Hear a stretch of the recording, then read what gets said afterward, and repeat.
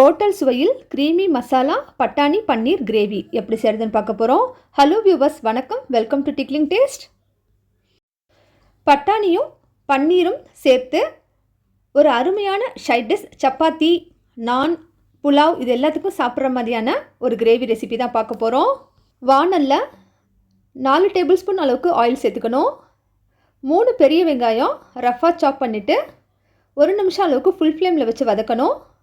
அதுக்கும் அடுத்து இதில் 10 பல்லு பூண்டு, ஒரு சின்ன துண்டு இஞ்சி சேர்த்துட்டு இந்த வெங்காயம் பார்த்திங்கன்னா நல்லா கம்ப்ளீட்டாக ஃப்ரை ஆகிடணும், அந்தளவுக்கு வதக்கிக்கணும்.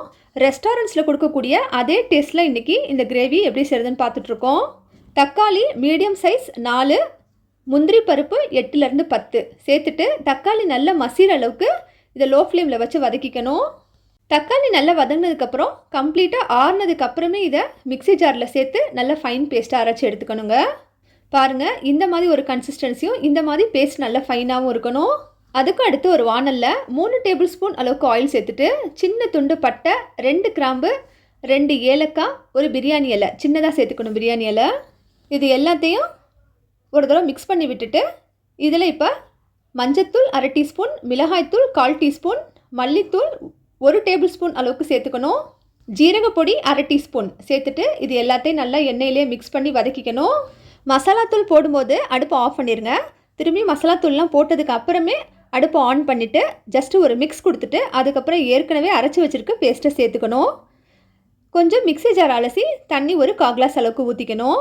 இப்போ எல்லாத்தையும் நல்லா மிக்ஸ் பண்ணி விட்டுட்டு ஒரு மூடி போட்டு 3லேருந்து 5 நிமிஷம் அப்படியே லோ ஃப்ளேமில் விட்டுருங்க. இடையில எடுத்து கிண்டி விடணும். பார்த்திங்கன்னா கன்சிஸ்டன்சி இந்த மாதிரி நல்லா கெட்டியாயிடணும். அதுக்கப்புறம் ரெசிபிக்கு தேவையான அளவுக்கு உப்பு சேர்த்துட்டு 1 கிளாஸ் அளவுக்கு தண்ணி ஊற்றணும்.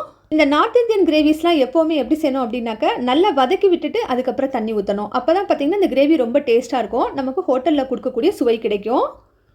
1 கிளாஸ் அளவுக்கு தண்ணி சேர்த்ததுக்கப்புறம் கிரேவி நல்லா கொதிக்க ஆரம்பித்தோடனையும் பட்டாணி பெரிய கப்பில் 200 கிராம் கப்பில் 1 கப்பு சேர்த்துக்கணும். நான் இன்றைக்கி எடுத்திருக்க பட்டாணி பார்த்திங்கனாக்கா பச்சை பட்டாணி காயாக வாங்கி அதை உரிச்சு எடுத்திருக்கேன். இது ஃப்ரோசன் பீஸ் கிடையாதுங்க.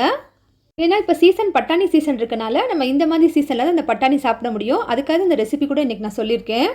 பச்சையாக இருக்கக்கூடிய காய்கறிகள் எல்லாத்துலேயுமே பார்த்திங்கன்னா எதிர்ப்பு சக்தி அதிகமாக இருக்குது. ரொம்ப சிம்பிள் அண்ட் ஈஸியான ரெசிபி தான். பட்டாணியை சேர்த்துட்டு நல்ல கிரேவி கொதிக்க ஆரம்பித்தோடனையும் லோ ஃப்ளேமில் ஒரு 2 நிமிஷம் அளவுக்கு விடணும். ஏன்னா பட்டாணி கொஞ்சம் நமக்கு வேகணும். பட்டாணி வெந்ததுக்கப்புறம் கரம் மசாலா 1/4 டீஸ்பூனுக்கும் கம்மியாக சேர்த்துக்கணும். கரம் மசாலா சேர்த்துட்டு நல்லா மிக்ஸ் பண்ணி விட்டுருங்க. பேக்கெட்டில் இருக்கக்கூடிய பட்டாணியாக இருந்தாக்க சீக்கிரம் வெந்துடும். ஆனால் இந்த பட்டாணி வேகிறதுக்கு ஒரு 5 நிமிஷம் எடுக்குங்க. பட்டாணி வெந்ததுக்கப்புறம் பன்னீர் 200 கிராம் சேர்த்துருக்கேன். உங்களுக்கு என்ன மாதிரி சைஸ் வேணுமோ அந்த சைஸில் நீங்கள் கட் பண்ணி சேர்த்துக்கலாம். பன்னீரை சேர்த்ததுக்கப்புறம் ஸ்லிம்மில் ஒரு 2 நிமிஷம் அளவுக்கு போடுங்க. லாஸ்ட்டாக கசூரி மேத்தி, காய்ந்த வெந்தயக்கீரை இருக்குது பார்த்தீங்களா, அதை நல்லா ஒரு தடவை வானலில் ஃப்ரை பண்ணிவிட்டு அதுக்கப்புறம் கையில் நல்லா தூள் பண்ணி விடுங்க. இந்த நார்த் இந்தியன் ரெசிபிங்களுக்கே அவங்க போகிறது பார்த்திங்கன்னா இந்த கசூரி மெத்தி தான் முக்கியமாக, அதுதான் அந்த வாசத்தை கொடுக்கும். லாஸ்ட்டாக மல்லித்தலை மேலே கார்னிஷ் பண்ணிவிட்டு ஜஸ்ட் ஒரு மிக்ஸ் கொடுத்துட்டு அப்படியே மூடி போட்டு வச்சுருங்க. கொஞ்ச நேரத்துலேயே கிரேவி நல்லா கொஞ்சம் கெட்டியான கன்சிஸ்டன்சி வந்துடும். அடுப்பு ஆஃப் பண்ணோடனே இதில் கொஞ்சம் ஃப்ரெஷ் க்ரீம் சேர்த்துக்கோங்க. அவசியம் ஃப்ரெஷ் க்ரீமும் கசூரி மேத்தியும் சேர்த்துக்கணுங்க. அப்போ தான் இந்த கிரேவி ரொம்ப டேஸ்ட்டாக இருக்கும். அவசியம் செய்து பார்த்துட்டு கமெண்ட்ஸில் சொல்லுங்கள். தேங்க்யூ ஃபார் வாட்சிங். பட்டாணி சீசன் இருக்கும்போதே செய்து பாருங்கள்.